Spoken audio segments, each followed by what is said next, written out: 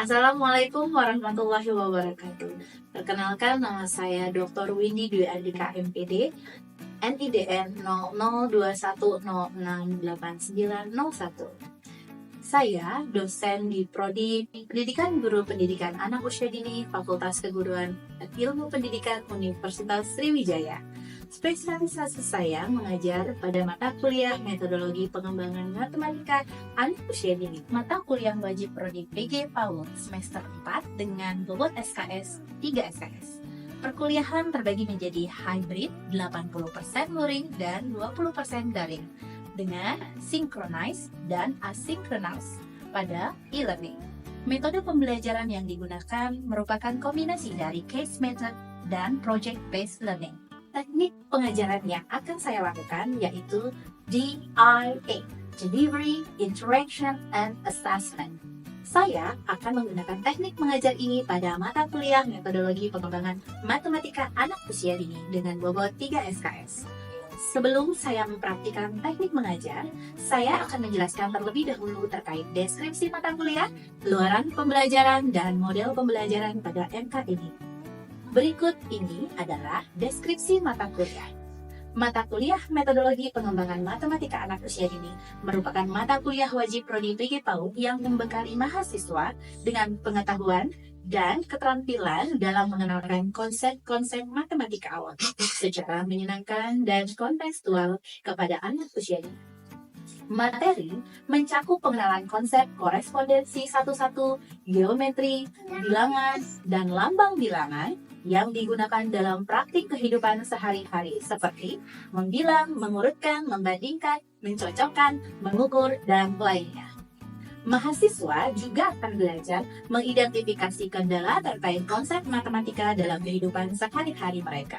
Kemudian, merancang aktivitas bermain matematika sebagai solusi permasalahan yang terjadi dengan memanfaatkan kemajuan teknologi dalam pembuatan media pembelajaran, serta menyusun asesmen dan evaluasi yang sesuai dengan tahap perkembangan anak usia dini. Dengan mengikuti perkuliahan mata kuliah Metodologi Pengembangan Matematika Anak Usia Dini sebanyak 16 kali pertemuan, maka mahasiswa mampu menguasai hal-hal sebagai berikut. Pertama, menguasai hakikat, prinsip, dan konsep pembelajaran matematika awal anak usia dini. Kedua, mampu merancang pembelajaran matematika anak usia dini melalui aktivitas bermain. Ketiga, mampu memanfaatkan teknologi dalam pembuatan media pembelajaran dan evaluasi. Dan yang keempat, terampil mempraktikkan pembelajaran matematika awal anak usia dini. Untuk mencapai 4 keterampilan tersebut, mahasiswa akan diajarkan topik perkuliahan pada 14 pertemuan. Berikut ini adalah topik-topik yang akan saya bahas. Pertama, hakikat teori ahli terkait pembelajaran matematika anak usia dini. Kedua, prinsip pembelajaran matematika anak usia dini. Ketiga, konsep bilangan, korespondensi satu-satu dalam pembelajaran matematika anak usia dini. Keempat, konsep geometri dalam pembelajaran matematika anak usia dini. Kelima, konsep pengukuran dan data serta grafik dalam pembelajaran matematika anak usia dini. Keenam, konsep mencocokkan dan mengklasifikasikan dalam pembelajaran matematika anak usia dini. Ketujuh, konsep mengurutkan dan membandingkan dalam pembelajaran matematika anak usia dini. Kedelapan, konsep berhitung, penambahan, dan pengurangan konkret dalam pembelajaran matematika anak usia dini. Kesembilan, perancangan pembelajaran matematika. Kesepuluh, perancangan media pembelajaran matematika. Kesebelas, media pembelajaran matematika berbasis ICT.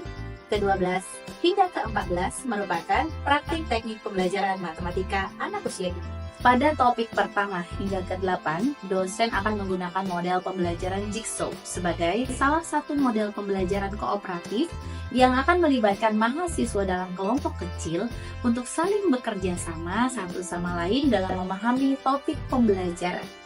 Dan juga menggunakan case method untuk membahas kasus-kasus pembelajaran matematika anak usia dini. Dilanjutkan, topik 9 hingga 11 merupakan bagian dari project-based learning, di mana proyek pada mata kuliah ini adalah mahasiswa mampu merancang media pembelajaran matematika yang sesuai yang akan digunakan pada saat mahasiswa akan mempraktikkan teknik mengajar matematika anak usia dini. Sekarang saatnya saya akan menjelaskan teknik pengajaran saya dalam mata kuliah metodologi pengembangan matematika anak usia dini, yaitu teknik DIA, Delivery, Interaction, and Assessment. Pertama, delivery. Awalnya, saya akan memastikan bahwa lingkungan belajar kondusif dengan suasana yang nyaman dan hangat sambil menyapa mahasiswa dan memberikan motivasi serta ice breaking singkat namun tetap menyenangkan. Kedua, saya akan mulai membagi materi. Membagi materi ke dalam beberapa subtopik. Biasanya, materi yang saya bagi akan saya berikan juga berupa sebuah kasus. Yang ketiga, bentuk kelompok asal. Mahasiswa dibagi ke dalam kelompok yang beranggotakan 4 hingga 6 orang. Setelah membentuk kelompok asal, barulah saya meminta mahasiswa untuk membentuk kelompok ahli. Setiap anggota dari kelompok asal itu akan pindah ke kelompok ahli sesuai dengan subtopik yang telah ditentukan. Lalu selanjutnya, dilanjutkan dengan diskusi kelompok ahli. Mahasiswa mendalami dan memahami subtopik masing-masing. Dan kembali lagi ke kelompok asal, di mana mahasiswa mengajarkan subtopik mereka ke teman yang ada di kelompok asal. Berikutnya adalah diskusi dan klarifikasi. Di sini biasanya saya akan memfasilitasi diskusi dan memperkuat pemahaman mahasiswa selama proses pembentukan kelompok dan diskusi yang ada di dalam kelas. Kemudian dilanjutkan dengan refleksi dan penilaian. Mahasiswa itu dapat merefleksikan proses belajar yang di mana dosen juga melakukan penilaian. Pada saat klarifikasi, saya akan memfasilitasi diskusi dan memperkuat pemahaman mahasiswa dengan berbagai referensi sebagai berikut.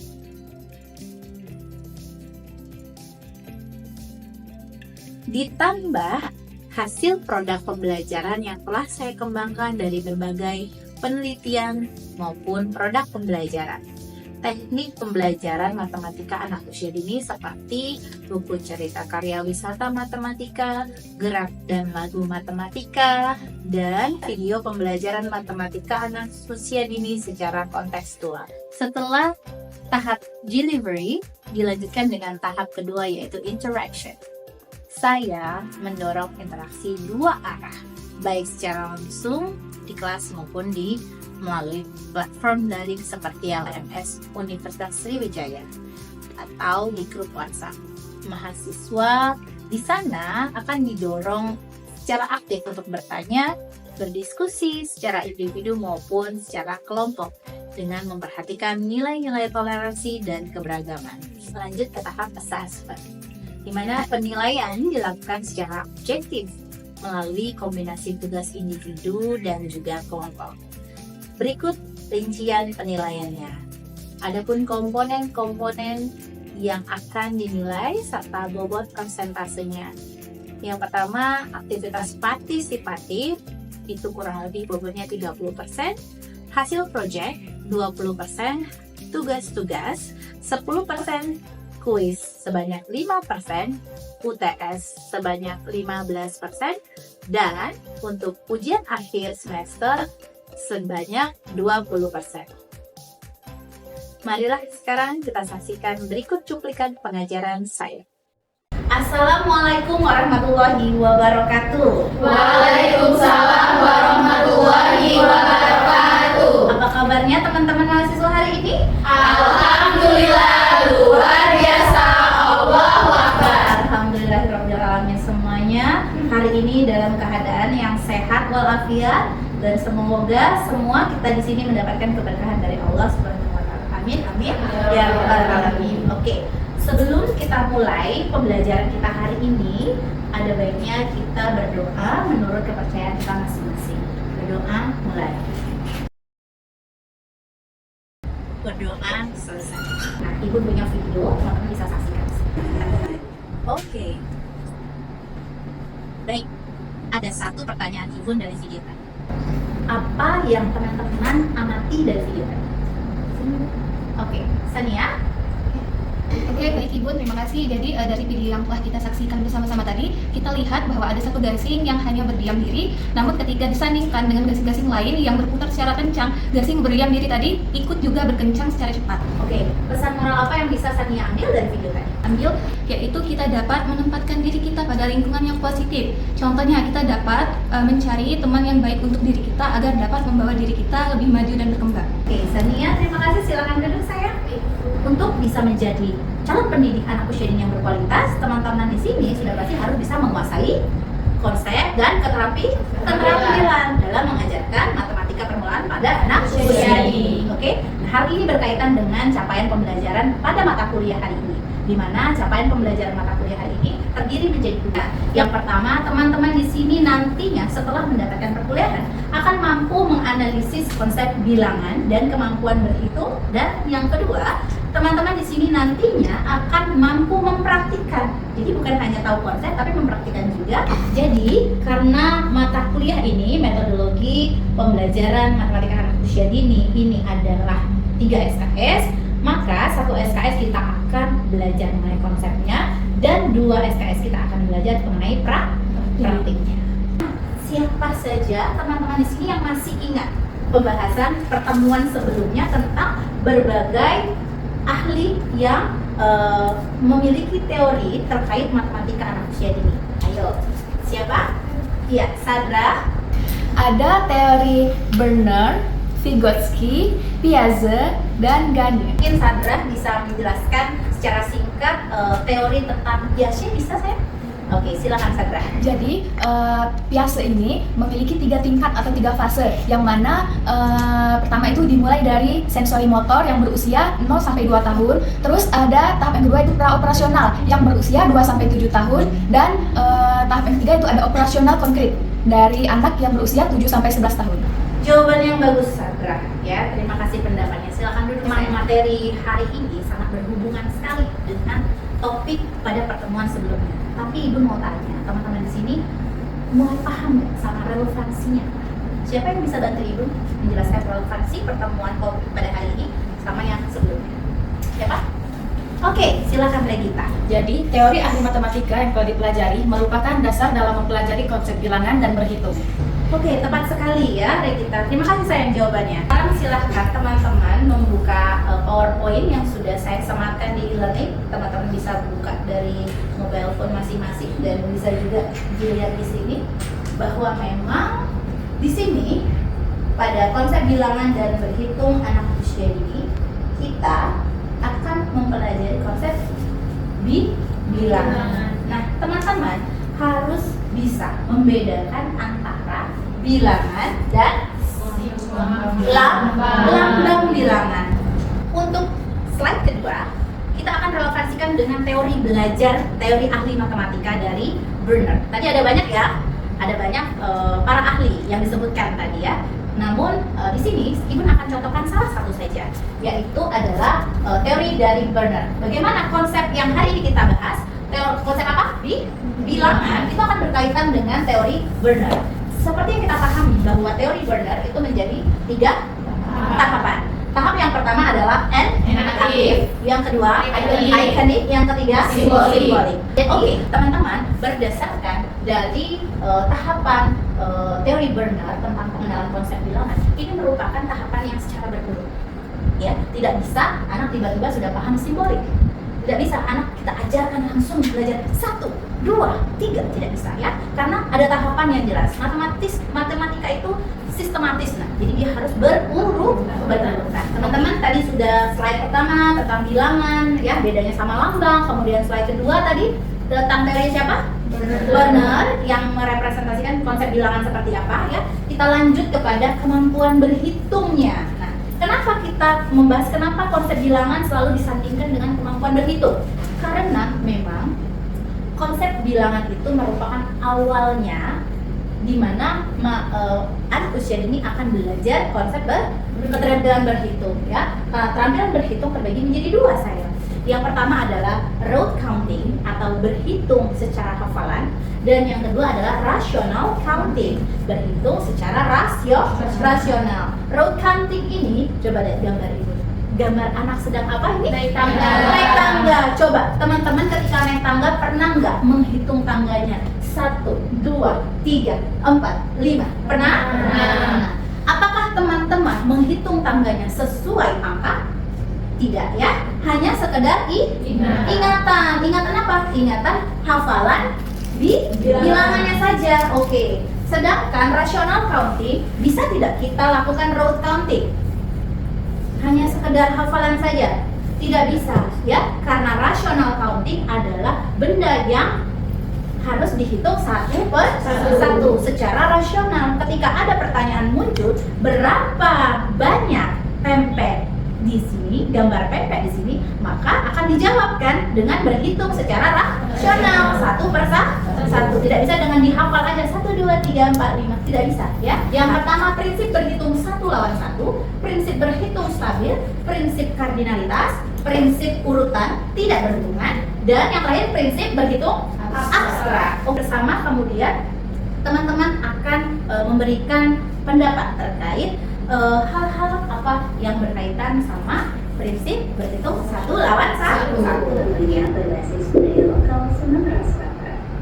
Untuk video selanjutnya, mari kita simak video berikut ini. Berdasarkan video yang sudah kita tonton sama-sama tadi ya teman-teman ya, kita refresh lagi. Kira-kira tadi prinsip berhitung apa yang kita pelajari dari video tadi? Siapa yang bisa? Ya, silakan Arina. Izin menjawab, Ibun. Prinsip berhitung satu lawan satu. Oke, bagus. Kemudian bagaimana langkah-langkah pengenalan prinsip berhitungnya tadi sayang? Jadi, langkah pengenalan prinsip berhitungnya diawali dengan masalah kehidupan sehari-hari anak. Pengenalan konsep berhitung dengan aktivitas yang menyenangkan. Oke, terima kasih sayang ya pendapatnya. Silakan duduk kembali, Arina. Oke, kita cek sama-sama ya PowerPoint yang sudah disiapkan. Jadi pengenalan praktik prinsip berhitung anak usia dini yang ada di video tadi sebenarnya sangat merepresentasikan atau mewakili dari praktik-praktik berdasarkan development appropriate practice ya. Jadi adalah praktik-praktik yang benar dalam melakukan pembelajaran kepada anak usia dini. Oke. Siapa yang bisa tolong jelaskan sama Ibu kira-kira unsur dari video tadi seperti apa? Dinda mana? Dinda. Oke, silakan Dinda. Izin menjawab Ibu, pada video tersebut disajikan dalam bentuk animasi dengan berbagai warna menarik dan ada juga lagu-lagunya. Oke, silakan duduk. Terima kasih Dinda jawabannya. Oke, prinsip yang kedua, pengenalan praktik ini harus seperti apa? Yang kedua? Masalah konseptual. Oke, artinya jika kita kaitkan dengan video pembelajaran tadi, setting lingkungannya harus dekat dengan anak. Oke, yang ketiga, ayo. Yang ketiga apa ini sayang? Matematika sebuah solusi. Matematika jadi sebuah solusi. Artinya apa teman-teman? Ajarin anak kita untuk bisa mengatasi masalah tersebut pakai solusinya tuh matematika. Saya kalau dari video mungkin ada teman-teman yang bisa menjelaskan bagaimana poin dari matematika itu sebagai sebuah solusi. Oke, Hani silakan Hani. Ibu, terima kasih. Pada video yang telah kita tonton, prinsip berhitung satu lawan satu merupakan solusi dari masalah Alma yang kebingungan membagi pempek untuk teman-temannya. Baik, izin menjawab Ibu. Pada video tersebut pengulangan dilakukan berhitung satu pempek diletakkan pada satu piring. Kemudian dilakukan lagi dengan berhitung satu piring pempek dan satu teman. Ya, terima kasih Rahma atas jawabannya ya. Jadi pengulangan penting. Yang kelima, apa saya? Penguatan. Kenapa harus dibuatkan? Kenapa sih? Karena penguatan itu dilakukan agar anak tuh semakin termotivasi dan ingin mau lagi belajar berhitungnya. Ya, oke sayang, sehingga mereka akan menjadi semakin terampil. Nah, penguatan itu harus dengan yang menyenangkan, yang fun buat mereka. Apa sih? Bisa dengan saja tepuk matematika gitu ya, atau dengan lagu.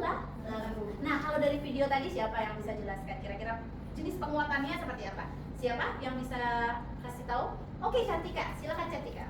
Baik Ibu, jika pada video tersebut penguatan dilakukan dengan bernyanyi lagu berhitung satu lawan satu. Good. Terima kasih jawaban yang baik ya dari tadi. Kita lanjut ke 4 ya. Poin keempat yaitu terkait Pengulangan. Pengulangan. Apa sayang? Pengulangan. Pengulangan. Kenapa sih harus diulang? Kenapa? Kira-kira. Ingat ya teman-teman ya. Memberikan pengulangan pada anak usia dini untuk bisa mereka menjadi semakin terampil berhitungnya. Jadi kalau tidak diulang, itu memungkinkan mereka tidak akan mengingat pengalaman belajar yang berharga. Jadi harus diulang meskipun settingnya atau case-nya agak sedikit dibedakan. Oke? Oke, kalau begitu. Siapa yang bisa menjelaskan kalau dari video tadi siapa? Oke, silakan. Kalau pengulangan di video tadi apa terlihatnya saya? Silakan. Oke, terima kasih jawabannya sayang ya. Silakan duduk.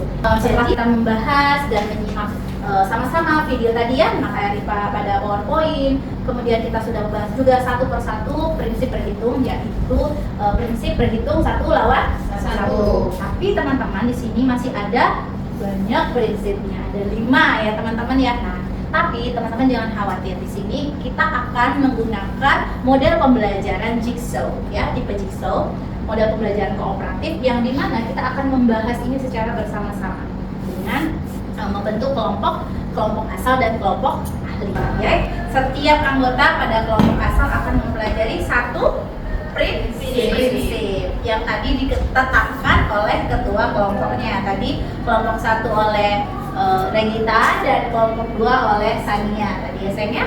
Oke, silakan. Oke, ini kelompok 1. Oke, kelompok 1 diketuai oleh Regita. Ini kelompok asal nak ya. Nah, nanti silakan Regita menunjuk temannya. Setiap satu orang anggota kelompok ini satu prinsip. Silakan dibagi dulu sama Regita. Setelah itu dikerjakannya nanti setelah kembali ke kelompok asal. Oke? Baik. Jadi yang prinsip pertama saya, prinsip kedua Putri, prinsip ketiga Cantika, prinsip keempat Kesha, prinsip kelima Arina. Sania, ini adalah lembar kerja yang akan Sania dan teman-teman diskusikan pada saat nanti ketika kembali ke kelompok asal ya. Namun sekarang silakan Sania menetapkan dulu siapa-siapa saja dari anggota ini yang mendapatkan prinsip berhitung dari 5 tadi ya. Silakan. Jadi Rahma prinsip kedua, Lani prinsip ketiga, Linda prinsip keempat, Sandra kelima.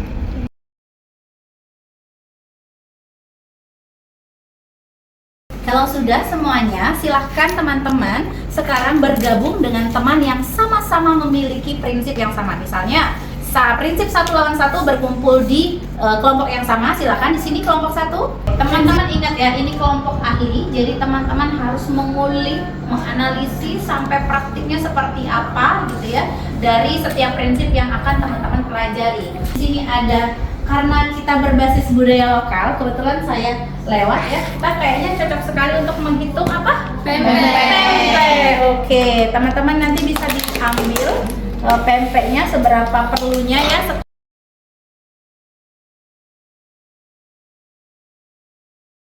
Nah, teman-teman sudah ambil media yang akan dihitungnya ya tadi ya. Nah, ini kelompok ahli yang membahas prinsip Urutan tidak berhubungan. Urutan tidak berhubungan. Maksudnya apa ya teman-teman ya? Jadi prinsip ini menyatakan bahwa urutan benda itu tidak mempengaruhi jumlah total bendanya, Bun. Oke, jadi mau menghitung mulai dari mana saja? Ya, misalnya ini ada 5 pempek. Saya kita menghitung dari sini jumlahnya 1, 2, 3, 4, 5 5. Kalaupun kita menghitung mulai dari sini jumlahnya tetap 5. 1, 2, 3, 4, 5. Oke. Anak usia dini memang agak sedikit sulit ya untuk menghitung dan mengetahui bahwa setiap urutan hitung itu tidak berubah ya. Oke. Lanjut ya sayang ya? Oke.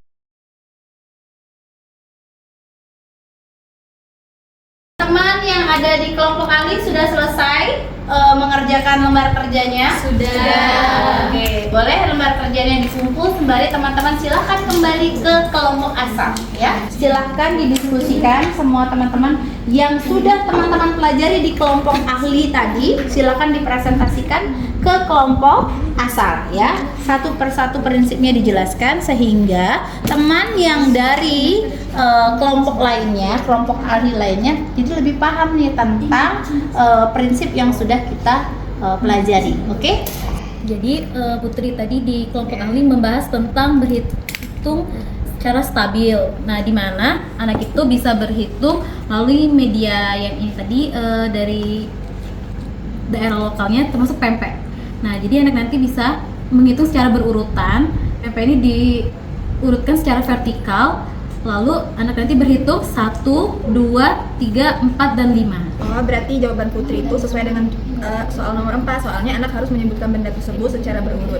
Maka dinamakan prinsip berhitung secara stabil. Betul. Oke, good. Nah, silakan teman-teman sekarang lebih kurang saya kasih waktu 5 menit untuk mempresentasikan hasil akhir dari diskusi dari kelompok ASAM. Silakan mungkin yang lebih dahulu, silakan kelompok 1, ketuanya Revita. Silakan siapa yang mau presentasi? Oke, Revita, silakan. Jadi untuk soal yang pertama yaitu apa perbedaan antara berhitung dengan hafalan dan berhitung rasional? Jawabannya, berhitung yang mengandalkan ingatan lambang bilangan itu adalah berhitung hafalan. Untuk berhitung rasional, kemampuan berhitung berdasarkan ingatan nama, bilangan sambil menunjuk benda yang dihitung. Soal nomor 8 yaitu gambar kucing di atas dapat diganti dengan gambar benda yang bersifat kontekstual yang dapat dihitung. Tuliskan 3 nama benda yang dapat digunakan untuk berhitung dan bersifat kontekstual sesuai budaya anak. Untuk jawaban kami itu ada duku, laksan, miniatur ampera. Ada yang mau ditanggapi atau ada yang sama, berbeda? Silakan kelompok 2, ada yang mau ditanggapi saya? Boleh, Ibu? Ya, silakan Sadra. Oke, jadi kalau dari kelompok kami ini ada sedikit jawaban yang berbeda. Dari soal yang ke-8 ini, kami ini ada selimpungan, miniatur rumah limas, dan ikan berida. Apakah itu bisa dikaitkan? Dan apakah itu bisa benar jawabannya?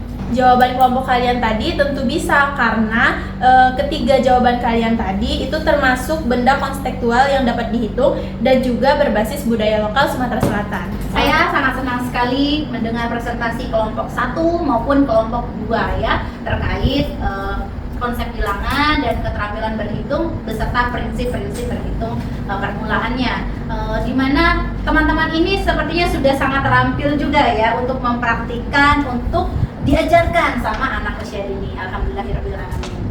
Nah, untuk itu setelah saya membaca hasil dari lembar kerja baik dari kelompok ahli maupun kelompok asal, teman-teman di sini sudah saya memberikan penilaian ya. Dan alhamdulillah semuanya dari ke-8 pertanyaan di setiap lembar kerja, teman-teman menjawab semuanya benar. Tepuk tangan dong untuk semuanya. Oke, jadi semua nilainya 100 ya. Alhamdulillah, baik kelompok pertama maupun kelompok kedua. Baiklah, dari kegiatan hari ini siapa yang bisa bantu Ibu untuk menyimpulkan? Untuk kesimpulannya, bilangan merupakan konsep matematika yang digunakan untuk meningkatkan keterampilan berhitung anak usia dini, di mana ada 5 prinsip berhitung yang perlu diperhatikan ketika mempelajari matematika pada anak usia dini. Silakan duduk. Terima kasih. Jawabannya, kesimpulannya sangat mencakup ya, mengcover semua kegiatan yang sudah kita pelajari pertemuan hari ini. Baik, nah sekarang giliran teman-teman memberikan penilaian terhadap cara mengajar saya, rating gitu ya, di rating dari 1 hingga 10, dan tolong memberikan saran yang membangun biar pembelajaran ke depan jauh lebih baik lagi. Silakan teman-teman. Boleh mulai ya, 1, 2, 3. 9. Oke, terima kasih. 9. Berarti belum sempurna ya teman-teman ya proses dan cara Ibu mengajar. Mungkin teman-teman Ibu butuh sekali masukan agar kedepannya biar bisa lebih baik lagi. Ada masukan. Silakan, siapa yang kasih masukan? Silakan. Oke Bun, mungkin kedepannya kita belajar itu sambil ada game gitu Bun, di tengah-tengah atau di akhiran, jadi kita nggak terlalu monoton atau terlalu tegang untuk belajar nih. Oke, baik. Oke, siap. Nanti di pertemuan keempat kita membahas tentang topik geometri, kita akan tambahkan games. Oke? Baik. Terima kasih teman-teman, tepuk tangan untuk kalian semuanya. Saya mohon maaf apabila ada salah-salah kata, kepada Allah saya mohon ampun. Wabillahi taufiq wal hidayah. Wassalamualaikum warahmatullahi wabarakatuh. Waalaikumsalam warahmatullahi wabarakatuh. Terima kasih atas atensi karena telah menonton video ini. Semoga video ini dapat memberikan manfaat bagi kita semuanya. Wassalamualaikum warahmatullahi wabarakatuh.